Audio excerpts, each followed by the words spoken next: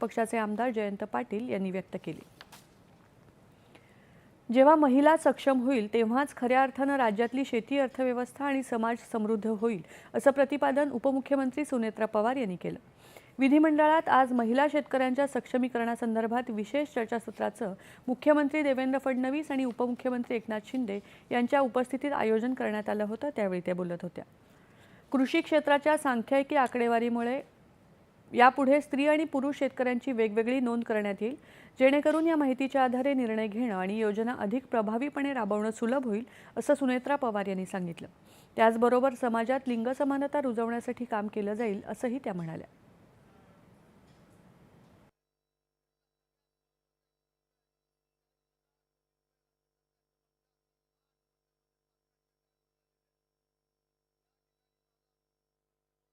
महाराष्ट्र शासनाचं एक स्पष्ट धोरण आहे की महिला सशक्तीकरण हेच कृषी समृद्धीचे सूत्र आहे।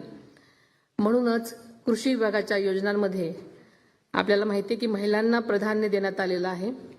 जेव्हा इथली महिला सक्षम होईल तेव्हाच खऱ्या अर्थानं राज्याची शेती अर्थव्यवस्था व समाज खऱ्या अर्थानं समृद्ध होईल। महिला शेतकऱ्यांच्या सक्षमीकरणासाठी आम्ही पुढील अधिवेशनामध्ये त्यासाठी खास विधेयकाचा विचार करत आहोत।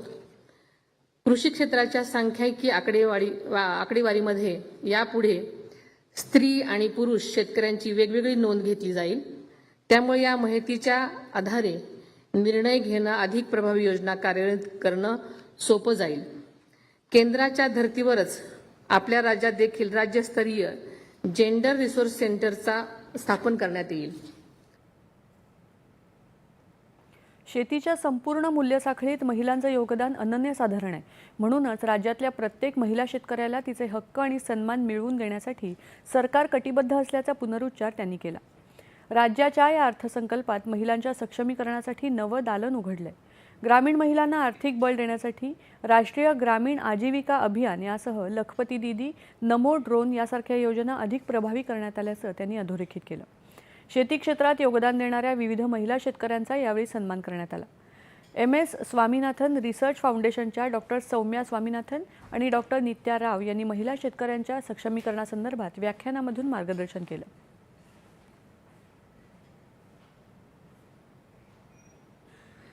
यानंतरच्या